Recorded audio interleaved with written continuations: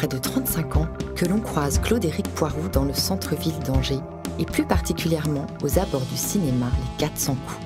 Ce complexe d'art et essai qu'il a créé et qu'il dirige témoigne de son amour fou du cinéma. Claude-Éric Poiroux a vécu 10 vies, animateur de ciné-club, producteur, distributeur, exploitant. Ce cinéphile incollable n'a de cesse de partager, transmettre le cinéma et donner, si besoin, un coup de pouce aux cinéastes. C'est l'esprit et le sens du festival Premier Plan qu'il a fondé en 1989. Grâce à lui, chaque année en janvier, Angers devient la capitale du jeune cinéma.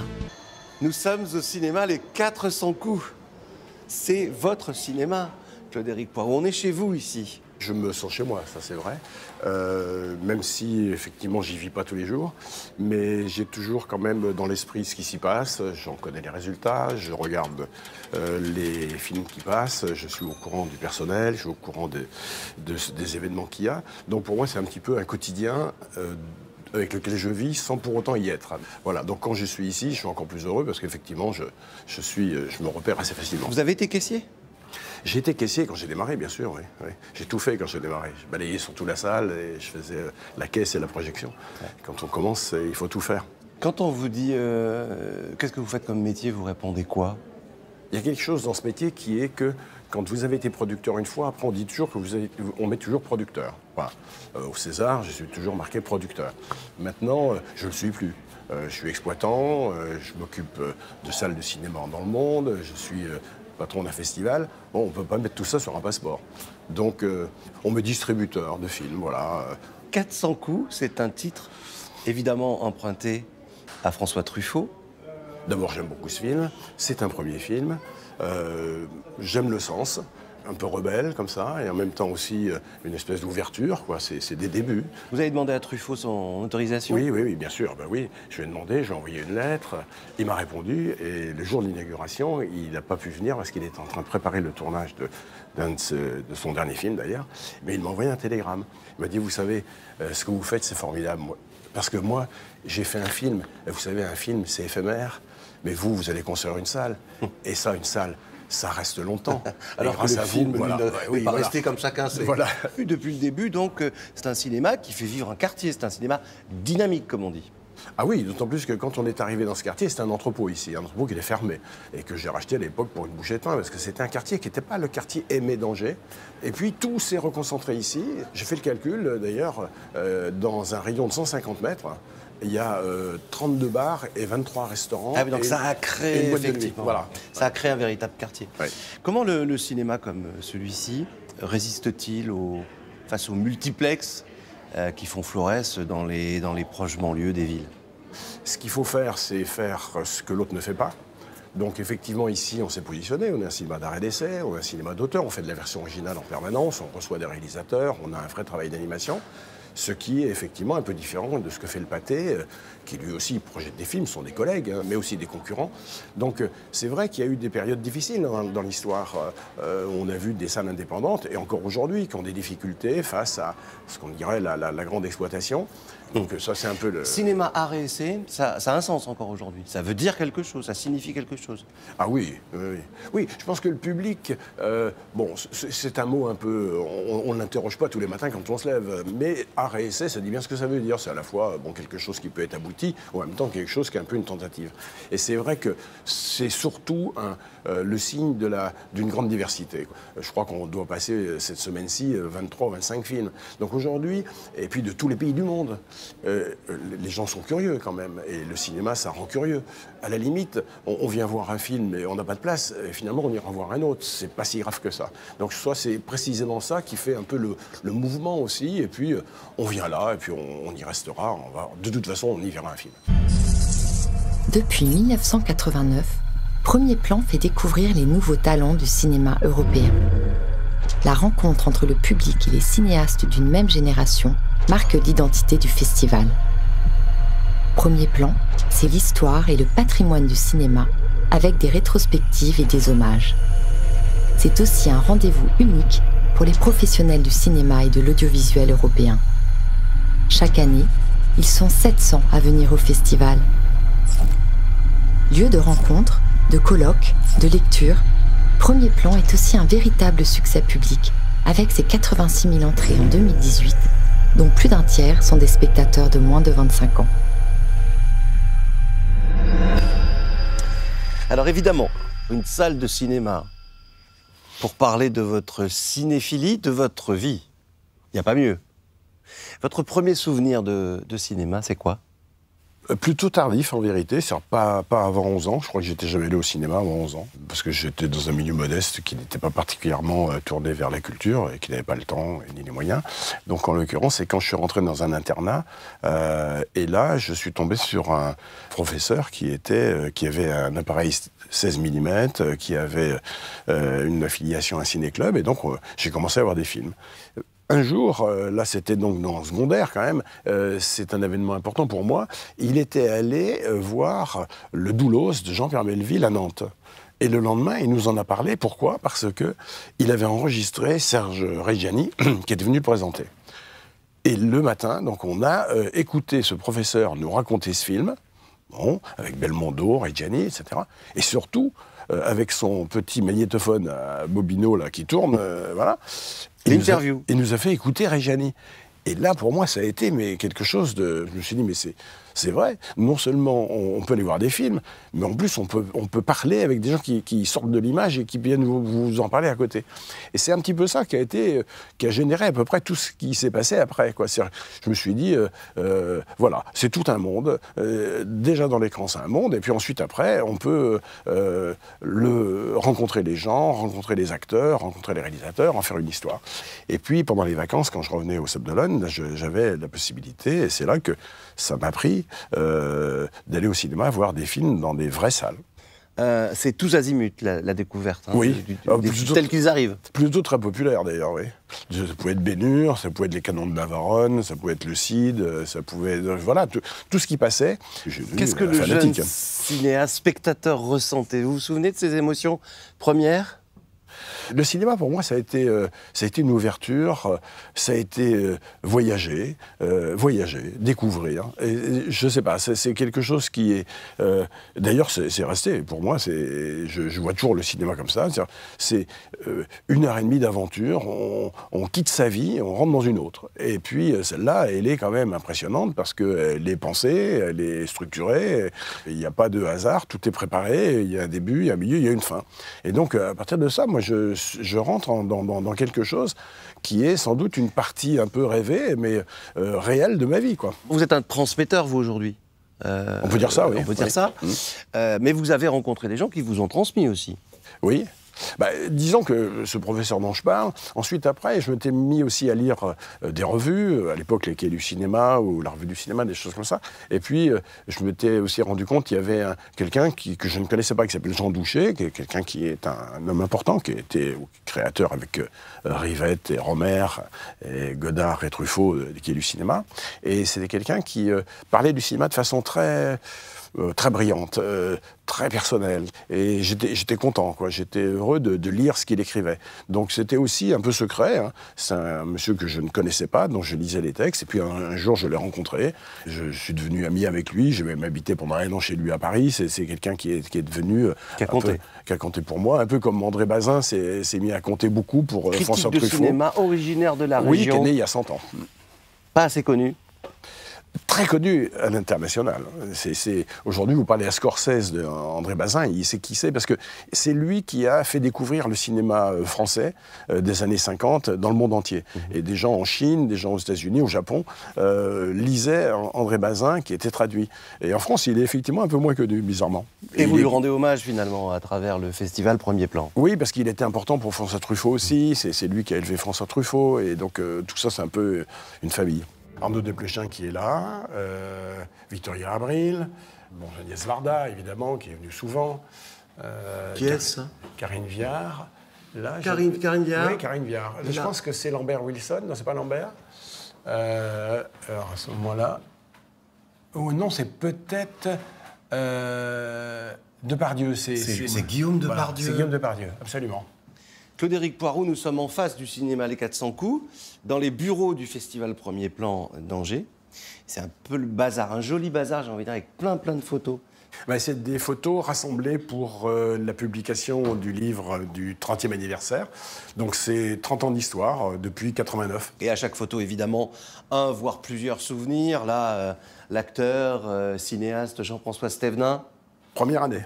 On reconnaît à peine, mais quand même, là, c'est Melville Poupeau avec Julie Gaillet. Julie Gaillet. Oui. Depardieu, Nathalie Baye Alors ça, c'était un peu... et Piala. Oui, c'était une soirée historique, effectivement. Maurice Piala est venu, alors que c'était quelqu'un qui ne se déplaçait pas beaucoup. Et Depardieu et Nathalie Baye sont venus le retrouver. Et sur scène, là, ils ont fait quelque chose de magnifique. D'ailleurs, il y a eu à ce moment-là une phrase moi, qui m'a beaucoup touché. Et il a dit au public et à Depardieu et à Nathalie Baye, il dit « Le cinéma, j'y suis rentré trop tard et j'en partirai trop tôt. » Waouh. 1 an à sa mort. Exactement 1 an à sa mort. Magnifique phrase. Ouais, très belle phrase. Magnifique phrase. Ouais. Alors, des photos, ce sont évidemment des souvenirs, des pages qui se tournent Oui. d'une édition à l'autre. Ce festival, cette histoire, elle commence quand vous décidez de créer un endroit où les cinéastes viendraient présenter leur premier film. Ça C'était s'appelle l'idée. pas Premier plan par hasard. Voilà, c'était l'idée. L'idée de parler des débutants. Tous les festivals, à un moment ou à un autre, ils passent des premiers films. Mais aucun festival ne se consacrait qu'à ça. Donc c'est un petit peu l'idée, la nouveauté qu'on a eue. Et je crois qu'on est resté le seul festival au monde à passer que des premiers films. Mais il y a 30 ans, on connaissait le cinéma russe, on connaissait le cinéma américain, à la limite le cinéma indien, Bollywood. Le cinéma européen, il n'existait pas. C'est vous qui l'avez presque inventé. Et c'est vrai que nous, on a lancé le festival Premier Plan au moment aussi où l'Europe était en train de se lancer sur des projets un peu plus culturels qu'économiques. C'est pas un hasard s'il y a une photo. Là, j'ai vu une photo de Simone Veil présente au Festival d'Angers. Elle est venue inaugurer. Vous vous rendez compte, c'était la présidente du Parlement européen. Et c'était la toute première séance. Je l'ai invitée, elle est venue. Donc elle avait accordé de l'importance à cet événement qui voulait effectivement montrer la jeunesse du cinéma européen, faire quelque chose qui soit une vitrine un peu de... C'est quoi la typologie du cinéma européen, alors pour le coup, aujourd'hui ? Ben, disons que la chance qu'on a, c'est qu'on est fait de multiples pays. Et ces multiples pays ont des cultures, et des images aussi, des traditions. Et c'est vrai que ça donne une diversité qu'il y a nulle part au monde. Puis il y a quand même une trentaine, une quarantaine de pays si on prend la grande Europe. Et nous, on veille à ce que précisément, on trouve dans chacun de ces pays des jeunes cinéastes qui ont une renommée naissante, on ne les connaît absolument pas, et qui peu à peu vont peut-être devenir aussi les grands représentants du cinéma européen en Europe et dans le monde. Je me souviens de Matteo Garrone, par exemple, le réalisateur de Gomorrah. Il est venu ici à Angers. Même, je crois, mes amis italiens, producteurs ou distributeurs dans le métier, ne le connaissaient pas. Et on l'avait repéré et il était venu présenter son premier film ici. La première fois qu'on approche le festival, c'est à travers une affiche. Aujourd'hui, c'est Facebook, c'est Internet. Quand ces affiches, elles sont superbes. Bon, il y en a 30, 31 maintenant. Comment on fait pour attirer autant de jeunes, de moins de 25 ans, un tiers de votre public, je crois.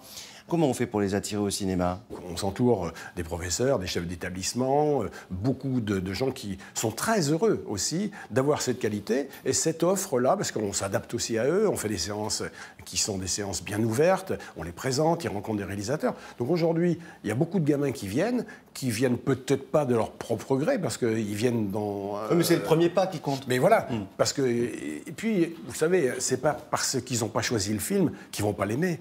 Et puis, c'est pas parce qu'il n'y a pas des stars et qu'ils connaissent pas qu'ils vont pas aimer. Un film est un film, on rentre dans une histoire à chaque fois. T'as vu, C'est presque déjà la... le restaurant qui permettra peut-être... C'est déjà presque la tapisserie d'Apocalypse ici. C'est joli. Alors nous sommes à l'Entracte, qui est un restaurant angevin. Alors la particularité, c'est que vous aimez bien cet endroit. Pourquoi ? Disons que c'est... D'abord, on reçoit des personnalités ici qui font que passer, mais quelquefois qui restent aussi une semaine. Donc il faut bien les traiter aussi. Donc il faut être attentif à l'aspect des choses. C'est une ville accueillante et c'est une ville qui sait offrir ce type de restaurant. C'est-à-dire un endroit, pour moi, très angevin, très discret, très cosy, avec ses vitraux, avec ce décor, avec cette qualité acoustique, etc. Ce qui fait qu'on peut venir ici, jamais se sentir oppressé par la foule, qu'on peut avoir des discussions un petit peu discrètes, être très à l'aise et y rester 1 heure, 2 heures ou 3 heures. Donc c'est vraiment un lieu que d'ailleurs les invités aiment beaucoup. Alors évidemment, quand on vient ici, et quand on est là tous les deux, on pense à quelqu'un qui a été important pour vous et qui a été aussi important pour le festival. Cette actrice, cette grande dame, c'est Jeanne Moreau. Je ne me doutais pas, quand je l'ai invitée, c'était pour le 15e anniversaire, pour présider le jury, je ne me doutais pas de ce qui allait arriver à partir de ce jour-là. Bon. C'est-à-dire qu'elle est venue dans un festival qu'elle connaissait de loin, elle n'était jamais déplacée ici, et puis, bon, c'était pas non plus nos habitudes d'aller chercher des stars de cette dimension. J'avais une petite difficulté avec elle, c'est que le premier jour, je lui demande si elle a bien dormi, et elle me dit non. Et puis le deuxième jour, je lui demande si elle a bien dormi, elle me dit non. Aïe. Le troisième jour, je lui demande si elle a bien dormi, elle me dit non. Je lui dis, mais il y a un problème d'hôtellerie, il y a un problème de literie, il y a un problème de quelque chose. Et je lui fais un peu comprendre, elle me dit non, Claude-Éric, vous ne comprenez pas. Je dis, bon, qu'est-ce que j'ai pas compris? Tout simplement, quand vous voyez 3 films, 4 films par jour de cette qualité-là, vous comprenez, ça vous empêche de dormir. Vous comprenez ça? Vous êtes bouleversé. Vous êtes bouleversé. Elle me dit ça. Vous voyez, c'était quand même quelqu'un qui vous dit cache des choses comme ça, sans faire de fioritures directes. Tout de suite, ça passait entre le festival, son ambiance, je pense, les gens qui sont ici et qui l'organisent, et en même temps, les invités qu'on avait, les jeunes cinéastes, et puis le public. Elle adore le public. Donc elle se mêlait au public de façon absolument systématique. Jamais de tapis rouge.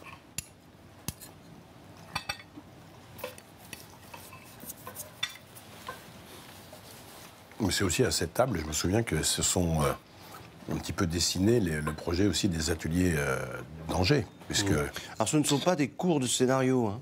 Non, l'idée qu'elle a eue était une idée très originale, mais ça n'était pas sur le scénario. Non, c'était plutôt... et là, c'est une idée d'artiste, disant, voilà, vous savez, ce sont des gens qui sont angoissés. Vous voyez, un film, vous allez diriger 100 personnes pendant... plusieurs mois, plusieurs semaines et plusieurs mois. Vous allez attendre, vous allez avoir à décider de beaucoup de choses, vous allez avoir à être sûr de vous, vous allez avoir à douter aussi. Mais tout ça, ça peut être assez difficile à vivre, et surtout quand on fait un premier film. Et elle avait cette idée. Elle dit, je veux les rassembler là, je veux qu'ils soient 7, 8, 10 autour de moi, et qu'on puisse parler de ça. Il y avait ce côté qu'elle avait, à l'âge où elle était, de transmettre et d'aider, quoi. Donc tout le monde la tutoyait, elle parlait rapidement avec tout le monde, et c'était véritablement quelque chose, on perdait pas de temps, voilà. Et ce dialogue-là, et cette, comment dire, je voyais des cinéastes qui sortaient rassurés, ils rentraient après dans leur pays en disant, j'ai passé 8 jours avec Jeanne Moreau, il avait invité à Mosguitaille, on avait dit ça, et les gens disaient, ah bon, comment tu as fait ça te coûtait combien? Rien du tout, parce que c'était gratuit, et en même temps, Jeanne se donnait complètement à ça. Donc je crois que ça reste, puisque même sans elle, aujourd'hui, on continue ces ateliers exactement sur le même esprit. Et ça marche. Oui.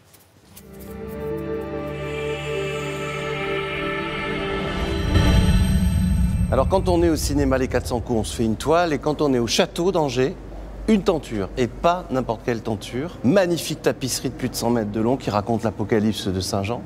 Pourquoi avoir tenu à nous amener dans cette galerie si particulière, Claude-Éric Poiroux? Parce qu'on tient chaque année à proposer aux cinéastes qui viennent d'Angers à ce qu'ils en aient connaissance et qu'ils viennent y passer un moment. Et je sais que beaucoup d'entre eux, après, nous en savent gré, parce qu'ils nous disent comme ça, on ne savait pas forcément que ça existait. Et quand on voit cette dimension-là, quand on voit cette apocalypse, pour eux, c'est une révélation. Pourquoi? Parce qu'on n'est pas seulement devant une tapisserie, on est devant un storyboard de cinéma, une grande bande dessinée. Oui, ça peut dire beaucoup de choses à beaucoup de cinéastes, parce que je crois que c'est effectivement, d'abord, il y a une immensité, il y a une vision, on ne peut pas ne pas rêver à tout ce qui est raconté là. Il y a une vraie histoire, comme vous dites. Ensuite, il y a une forme de représentation, alors là, qui est effectivement un peu mythique et un tout petit peu symbolique, allégorique. Alors, le cinéma est quelquefois plus réaliste, mais c'est aussi intéressant de voir comment aujourd'hui on peut nous raconter des histoires avec des dragons, etc., et qui concernent notre histoire, quoi. Et comme ici, ces tapisseries, lorsqu'elles ont été créées à une époque où le monde n'allait pas bien non plus. Hein. En effet, avec la peste, avec des guerres. Oui, c'est les guerres de 100 ans, la peste noire. C'est aussi le cinéma aujourd'hui. Il est dans le monde. Donc, je crois que c'est une façon aussi de représenter le monde avec des moyens qui sont artistiques. Et là, évidemment, c'était la tapisserie, c'était la peinture aussi à ce moment-là. Aujourd'hui, c'est le cinéma. Donc, je crois que c'est quelque chose qui parle à des cinéastes. Et je crois qu'ils sont attentifs. Chacun doit y voir un peu son monde, doit y voir quelque chose qui lui révèle. D'où les ateliers que vous avez créés dans le festival Premier Plan. Oui, d'ailleurs, Jeanne Moreau incluait toujours la visite de l'Apocalypse pour tous les résidents des ateliers. Et eux aussi, ils en revenaient en disant c'est sans doute une des choses les plus importantes qu'ils ont vues pendant leur semaine. Donc c'est pour vous dire quand même que le déplacement à Angers dans ce festival, c'est aussi vers l'Apocalypse et en revenir. Ouais. Alors le cinéma, c'est un langage, et vous y tenez beaucoup, un langage dans lequel la mise en scène a une importance toute particulière. Pourquoi, à vos yeux, elle n'est pas suffisamment prise en compte par les cinéastes ? Nous, quand on voit effectivement 2500 films et qu'on en choisit 100, on essaye de voir pourquoi on choisit 100 films et qu'on en laisse de côté. Parce qu'il faut quand même que ces films ils représentent quelque chose qui est du style, avoir du style. Alors maintenant, c'est difficile à définir, mais aussi quand on produit un film et qu'on a un dialogue avec un cinéaste, on essaye d'écouter et d'entendre de sa part comment il voit aujourd'hui, d'abord son histoire, son scénario, on a besoin de ça. Ensuite aussi de voir comment il va mettre ça en lumière. Comment il va y avoir du mouvement, comme ici. C'est vraiment quelque chose qui mélange tellement de choses. Le cinéaste est tellement au cœur de tout ça que je crois que c'est important aujourd'hui que les jeunes cinéastes, quand on les fait venir ici, ils aient quand même cette responsabilité de produire un film qui est quand même une forme aboutie et en même temps aussi une vision artistique. Et ça, c'est une vision. Ça, c'est clair qu'il y en a une. Pour n'importe qui vient là, c'est frappant. Je crois qu'aujourd'hui, quand on voit effectivement cette représentation-là, on se dit, tous ces épisodes qui sont là, un peu cryptiques quelquefois, on n'est pas toujours très, très au courant de ce que ça signifie au fond. C'est vrai, mais là aussi, c'est une forme artistique, allégorique, qui parlait au public de l'époque, qui parle encore aujourd'hui à nous, comme le cinéma doit parler. Et pour parler aux gens, encore faut-il qu'il ait de la forme.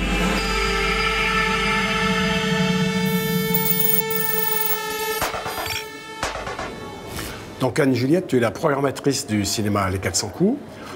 Comment on fait pour choisir et programmer 470 films par an? Action. On voit des films, on négocie près des distributeurs, puisque tous les films qui sortent en France, ils sont distribués, ils ont un distributeur, donc le distributeur, c'est mon interlocuteur. Et avec lui, très en amont évidemment de la sortie, des dates de sortie, je vois quels films peuvent nous intéresser. Il y a aussi eux qui nous en proposent énormément, même il y a beaucoup de petits distributeurs qui proposent des films. Donc après on voit quel film on va sortir, à quelle date, quel nombre de séances on va faire, combien en durée aussi, combien de temps on va le garder. Et donc une fois que j'ai tous ces éléments-là, le vendredi je fais un peu ma grille idéale. Je me dis, bon, sur ce film-là, il a démarré de cette manière, qu'est-ce qui peut se passer? Parce que le week-end, c'est là où il y a le plus de monde dans des salles comme les nôtres, et au niveau de la France, c'est quasiment partout de la même chose. Et le lundi matin, donc une fois que j'ai toutes les entrées, je vais modifier ma grille du vendredi, parce qu'il faut qu'à 13h, tout ça, ça soit bouclé, qu'on ait tous les horaires, toutes les répartitions des films, avec évidemment des durées de films très différentes, et pour que ça puisse partir à la presse, que notre hebdo soit imprimé, qu'on en lance ça sur les réseaux sociaux, et voilà, et le film va être dans la salle. Merci Anne-Juliette. Tout le plaisir est pour moi. On est maintenant dans le Saint des Saints. Pour quelqu'un qui aime le cinéma, c'est la cabine de projection, que ce soit en 35 mm ou que ce soit en numérique. Aujourd'hui, la cabine, ça reste un lieu important. Fondateur, est-ce que le cinéma est quelque chose de nécessaire, d'indispensable selon vous? Pourquoi devons-nous aller au cinéma? Les films sont faits pour les salles. Les réalisateurs, évidemment, les techniciens ne pensent qu'à la salle de cinéma. On imagine un film que sur un grand écran, avec un son qui vous enveloppe. En plus, l'écran, il est plus grand que vous. C'est ça aussi l'imaginaire du cinéma. Godard dit bien que quand on va au cinéma, on regarde vers le haut. Quand on regarde la télé, on regarde en bas. Donc c'est vraiment un univers totalement rêvé, totalement imaginaire. Donc je pense que ça a un effet. Et cet effet, on ne le retrouve que dans une salle. Et puis le cinéma, ça questionne. Oui, le cinéma, c'est le seul endroit, je pense, dans une ville où il y a encore des débats publics, après un film, avec un artiste, avec un comédien, avec un producteur, avec un technicien, un professionnel, pour parler de quoi? Du film, mais du monde aussi dans lequel on est. Il n'y a plus d'espace aujourd'hui de discussion. C'est quand même rare. Donc je pense aujourd'hui que c'est un lieu qui est un lieu dont il faut profiter dans sa totalité. Vous vous souvenez sûrement de cette émission cultissime qui s'appelait Cinéma Cinéma, et ce générique, vous voyez ces portes qui s'ouvraient, et surtout ce faisceau de lumière sous les portes. Ça résume bien le cinéma, ça. C'est les portes d'Alphaville qui s'ouvrent sur un monde à chaque fois. Ça fait aussi penser à Freud qui dit que l'inconscient, c'est simplement un rayon de lumière sous une porte. qui fait penser que derrière, il y a un autre monde. Et il existe. Et je pense que quand on va au cinéma, ça nous permet à la fois de regarder le monde tel qu'on ne le vit pas. On vit par procuration, peut-être par évasion aussi, mais aussi par introspection. Parce qu'on est content de voir des acteurs qui ne font que nous représenter et vivre à notre place quelque chose. Bon, j'ai compris. Parler de nous. Il faut que je laisse tomber un peu la télé et les autres écrans. Vous pouvez regarder votre télé et votre ordinateur, mais au moins une fois par semaine, minimum, il faut venir voir un film dans une salle de cinéma. Claude Éric, on a parlé du cinéma Les 400 coups, que vous avez créé, dont vous êtes le patron. Vous dirigez aussi Europa Cinéma. C'est quoi ce truc? Ça sert à quoi? C'est un réseau de salles, un petit peu comme les 400 coups, sauf qu'elles sont disséminées dans 700 villes en Europe. Et c'est des salles de cinéma professionnelles, ouvertes au public, qui marchent souvent très bien d'ailleurs, mais qui ont pour vocation de consacrer 50% de leur programmation au cinéma européen. C'est soutenu par la Commission, c'est une belle action politique, citoyenne de l'Union européenne. Une belle idée européenne. Oui. Facile à vendre. Oui, absolument. Et c'est tout près du citoyen, les meilleurs films et en même temps le respect des cinéastes de notre continent. Alors vous avez à peu près tout fait dans un cinéma, on l'a vu, et pour le cinéma, à l'exception d'un métier, celui de réalisateur. Moi là j'ai besoin que vous m'expliquiez. Oui, comment ça se fait? Je me suis très vite trouvé à l'aise dans le métier dans la proposition d'être un transmetteur, de montrer des films, de les distribuer, de les produire, de les diriger un festival pour les montrer. Moi, je me suis très bien senti là-dedans. Et donc, comme auxiliaire des cinéastes, j'étais parfaitement à l'aise. Je le suis toujours. Ça m'a traversé l'esprit, c'est vrai, un moment de peut-être devenir réalisateur. Maintenant, je me suis dit, je ne serai jamais Orson Welles, donc je me dis, à quoi bon? Tiens, Orson Welles, vous l'avez rencontré. Et pas qu'une fois. Alors, Orson Welles, c'est vrai que j'ai eu la chance de faire une programmation dans les salles que j'avais à l'époque à Paris, au Forum des Halles, et je lui avais envoyé une lettre pour lui demander de venir présenter les films. Évidemment, c'était une lettre un petit peu sans attente de réponse, et soudain, je reçois une réponse, un lundi matin. Il dit oui. En me disant, demain, je serai dans votre salle de cinéma, à Paris.